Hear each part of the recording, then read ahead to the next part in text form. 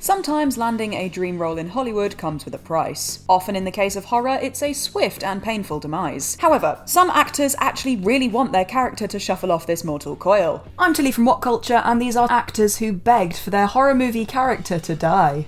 Number 9. Richard Dreyfuss, Piranha 3D. When watching the admittedly fun 2010 flick, one may be struck by the similarity between the character of Matt Boyd and Jaws' scientist Matt Hooper. Well, they are both played by Richard Dreyfuss, and they have a knack for getting too close to dangerous fish with pointy teeth. A further similarity is that Boyd sings Show Me the Way to Go Home, which the shark hunting gang sing on the orca in Jaws. Both Dreyfuss and director Alexandre Aja confirmed that Boyd is in fact Hooper. And despite claims made by Dreyfuss that he solely took the role for money to give to charity, it may have actually been a neat little homage to Peter Benchley's 1974 novel, Jaws. In the book, Hooper is actually killed during a cage dive, whereas he survived in the film adaptation. Perhaps the role was taken by the actor only so he could give the beloved aquatic icon a proper send-off. Dreyfuss may have been the instigator behind this choice, in spite of saying he had more material motives.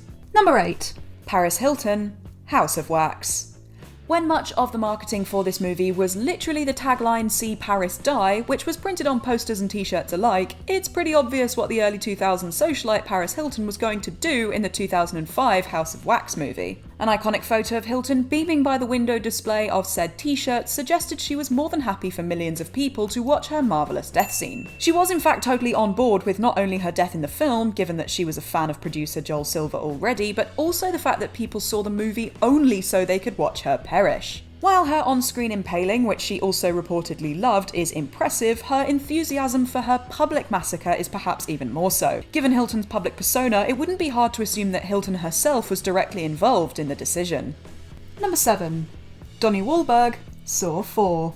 Corrupt detective Eric Matthews popped up in the second film in the Saw franchise, making a hell of an entrance as he fought against time to outwit the Jigsaw Killer. It was hard to figure out if we liked him or not, due to his morally grey nature, but that fit in perfectly with the overall ethical ambiguity of the film series. The cliffhanger at the end of the second Saw film made viewers absolutely want to see what happened next to him, and after the foot-squashing hell he went through during Saw 3, it seemed he died in the tunnels at the hands of Amanda Young. Donnie Wahlberg, who played Matthews, even said in an interview with Rotten Tomatoes that he wanted Saw 3 to be the end of his character, stating that, "I told them I wanted to die in part 3 and they took out my death. What we get is a cool death scene, sure, but you can really tell old Wally was only in it for the paycheck."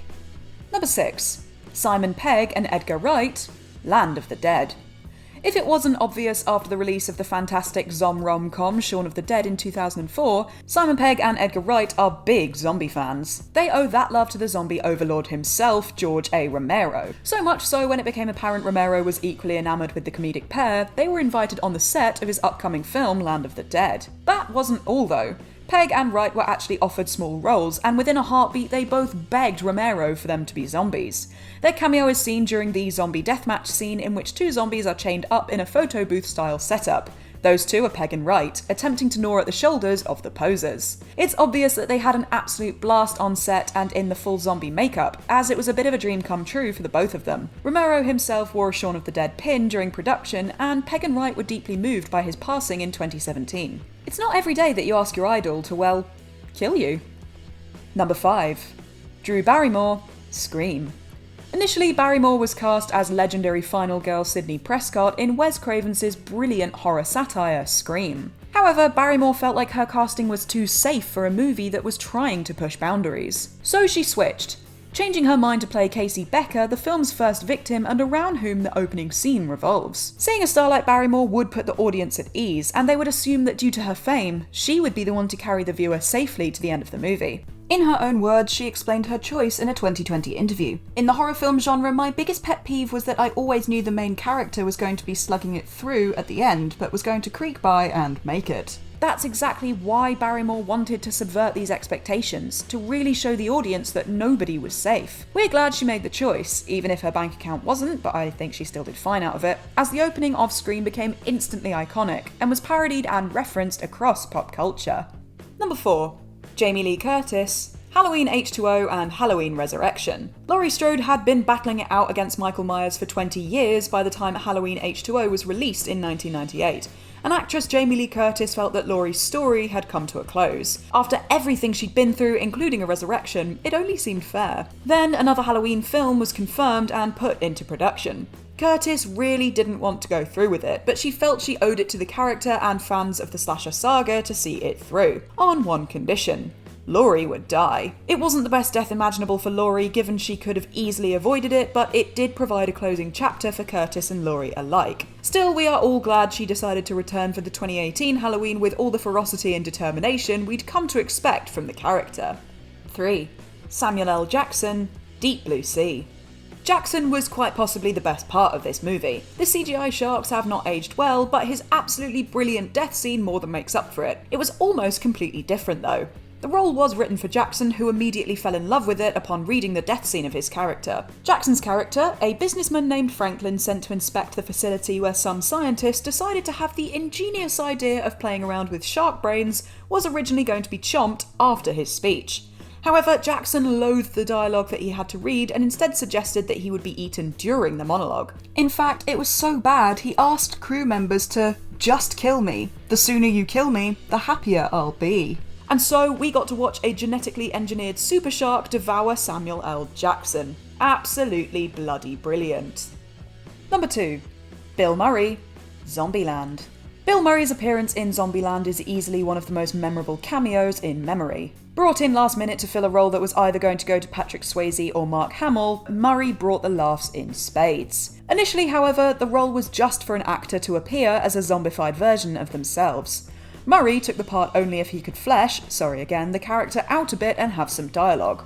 After some brainstorming, the writers decided Bill would play dress up as a zombie, with Murray enthusiastically accepting. He even preferred being killed on screen. He was even brought back to life in the sequel in a nice little post-credit scene, once again making fun of his life's greatest regret, Garfield. Number 1. Sigourney Weaver, Alien 3. The Alien franchise without Ellen Ripley is, as the Alien vs Predator movies and subsequent prequels to Ridley Scott's masterpiece show, just not Alien really.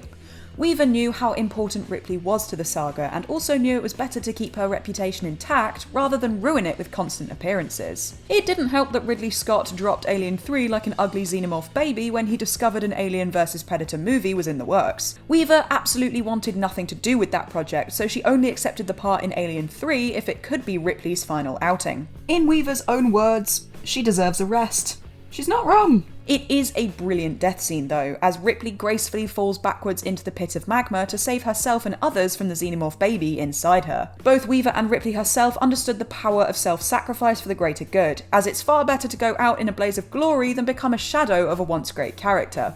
Still, a little cameo in the future might be nice.